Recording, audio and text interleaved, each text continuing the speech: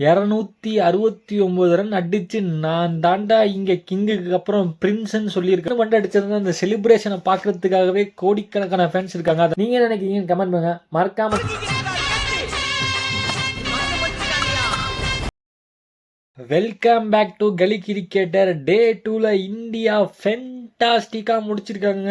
இந்தியாவின் தங்க மகன் கேப்டன் சுமன் கில் 269 ரன் அடிச்சு நான் தாண்டா இங்க கிங்குக்கு அப்புறம் பிரின்ஸ்ன்னு சொல்லியிருக்காரு. வேற லெவல் பேட்டிங்க.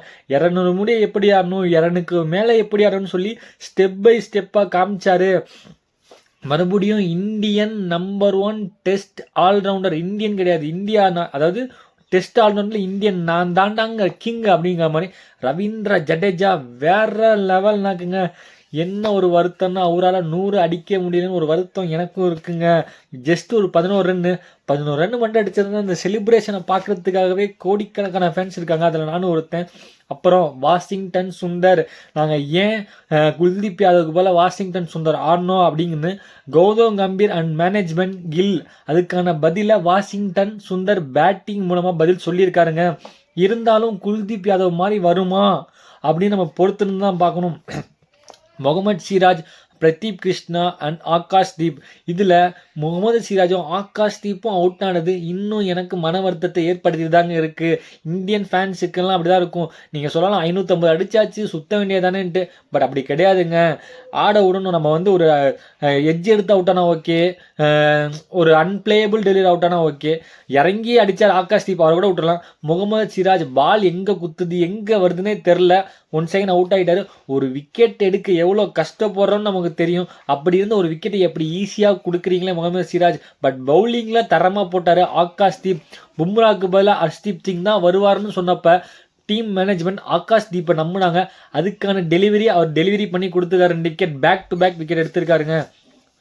இதுக்கப்புறம் இந்தியா என்ன பண்ணணும், நாளைக்கு அவங்கள ஒரு 350 ஆர் 400க்குள்ளே ஆல் அவுட் பண்ண பார்க்கணுங்க.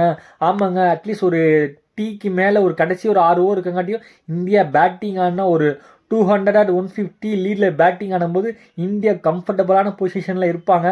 அதை பண்ணணும்னா என்ன பண்ணணும், 1 செகண்ட் ஆகாஷ் தீப், பிரதீப் கிருஷ்ணா ஓவர் அடி பிரிக்கிறாங்க. பட் நிதிஷ் ரெட்டி, ஜடேஜா, வாஷிங்டன் சுந்தர் எல்லாம் சேர்ந்து விக்கெட் எடுக்கணும். ஒரு கேட்சை அது வந்து விட்டுறக்கூடாது. ரொம்ப ஃபோக்கஸாக இருக்கணும். அவங்கள சிங்கிள்ஸ் எடுக்க விடக்கூடாதுங்க. அவங்க 20 4 30 4 கூட அடிக்கணுங்க. ஆடுறான்னு சொல்லி ஆட விட்டணும். அவங்க சிங்கிள்ஸ் மட்டும் எடுக்கவே விடக்கூடாது. அவங்க ஆடி தான் எடுக்கணுங்கிற மைண்ட் செட்டில் இந்தியா வந்தாங்கன்னா கம்ஃபர்டபுளாக ஜெயிப்பாங்க. இங்கிலாந்து என்ன பண்ணணும், அவங்க வந்து நாளைக்கு டே ஃபுல்லாக ஆடணும். அது மட்டும் இல்லாமல் அடுத்த நாளும் நோக்கி ஆடணுங்க. அவங்க என்ன பண்ணலான்னா, ஒரு நம்மளால் ஒரு 580 கொடுத்துருக்காங்க. நம்ம என்ன பண்ணணும், ஒன்று 500 அடிக்கணும், இல்லை 500க்கு மேலே அடிக்கணும்னு வரணும். அவங்க என்ன மைண்ட் செட்டில் வராங்கன்னு தெரியுதோ இல்லையோ, நாளைக்கு டிஃபெண்ட் பண்ணி ஆகணும். நாளைக்கு நம்ம ஃபுல்லாக கிரவுண்டில் நிற்கணும்டா, கேமை மாற்றணும்னு சொல்லி எண்ணத்தில் ஆடணும். நான் அட்டாக்கிங் கிரிக்கெட், பேஸ்பால் கிரிக்கெட் தான் ஆடுவேன்னு சொல்லி ஆடினாங்கன்னா மறுபடியும் மாட்டிக்குவாங்க. இந்த வீடியோ பிடிச்சா லைக் பண்ணுங்கள். கிரிக்கெட் பார்க்குறவங்க ஷேர் பண்ணுங்கள். நீங்கள் என்ன நினைக்கிறீங்கன்னு கமெண்ட் பண்ணுங்கள். மறக்காமல் நல்லா சப்ஸ்கிரைப் பண்ணுங்கள். Thank you guys.